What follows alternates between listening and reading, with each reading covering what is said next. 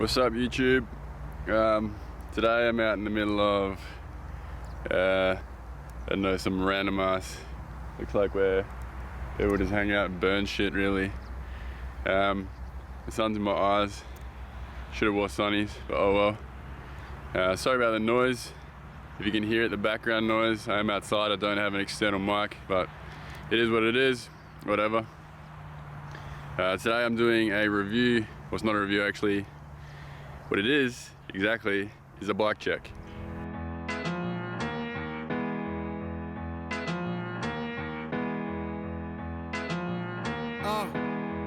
Hey. Ooh la la, ah wee wee. Ooh la la, ah wee wee. Hey. Ooh la la, ah wee wee. Hey. Ooh la la, ah wee wee. Ooh la la, ah wee wee. Ooh la la, ah wee wee. Ooh la la, ah wee wee. Ooh la la. So this is my 2008 Harley Davidson NightTrain. Just gonna do like a walk around, point out some of the upgraded parts, things like that. Just have a little chat about it. So I guess starting with the most obvious thing is the paint.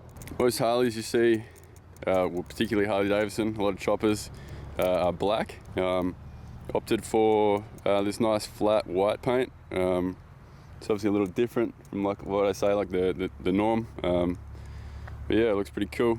It's got a nice flat finish to it, satin finish, whatever you want to call it.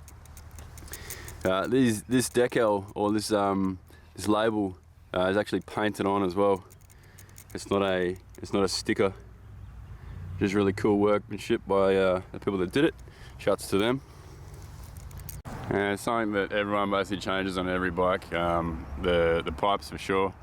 That's probably the first thing a lot of people do.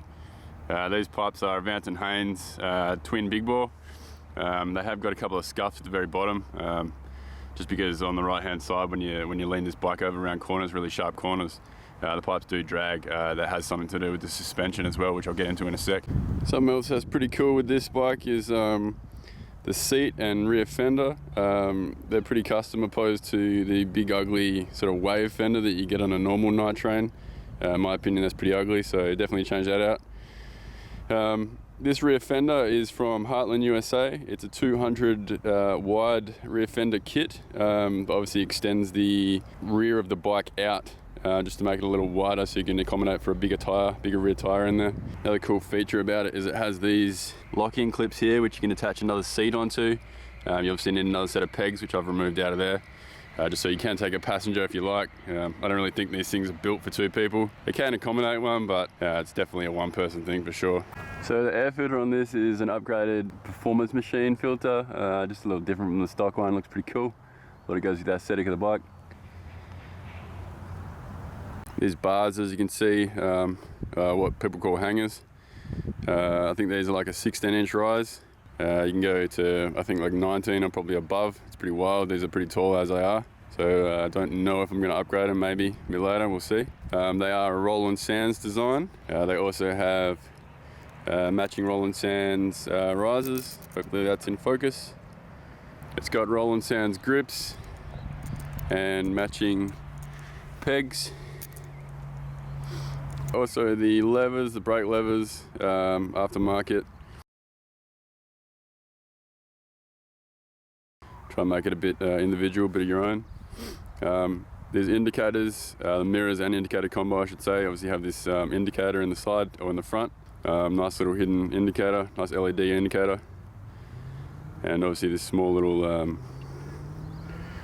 mirrors, opposed to the huge factory ones that come on the thing.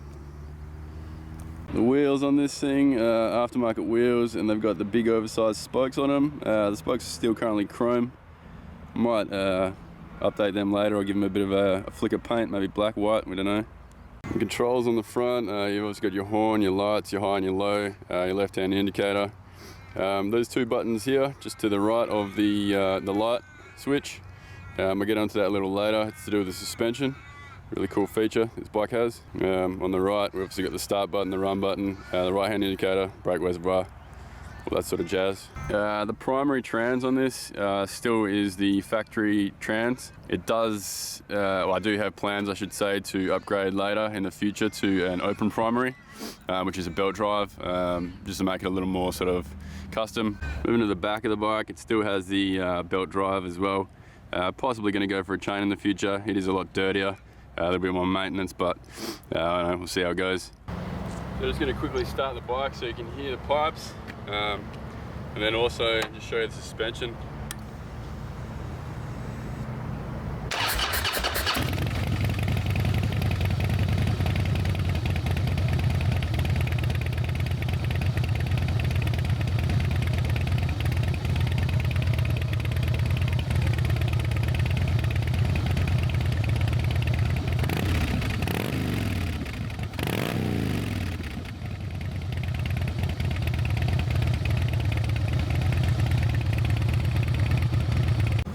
Underneath here, I don't know if you can see that, but this is a Legends air ride suspension setup in the rear, so it has adjustable rear.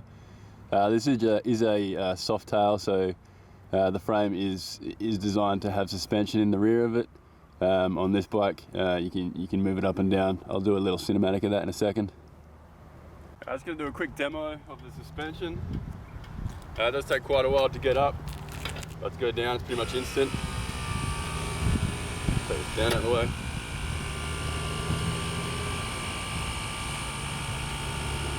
I do pretty much ride it as a rigid, so it's aired out the whole way. Some people probably disagree with that, whatever. It's my bike, I do what I like. As you can see, it looks pretty lame like this, in my opinion. Again, obviously that's why I ride it pretty aired out, but yeah, it is what it is.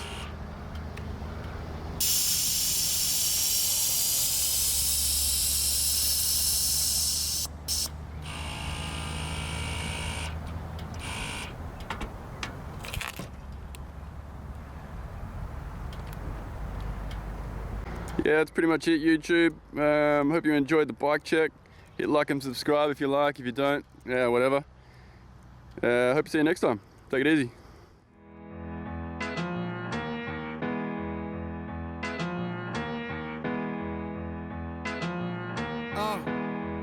Hey.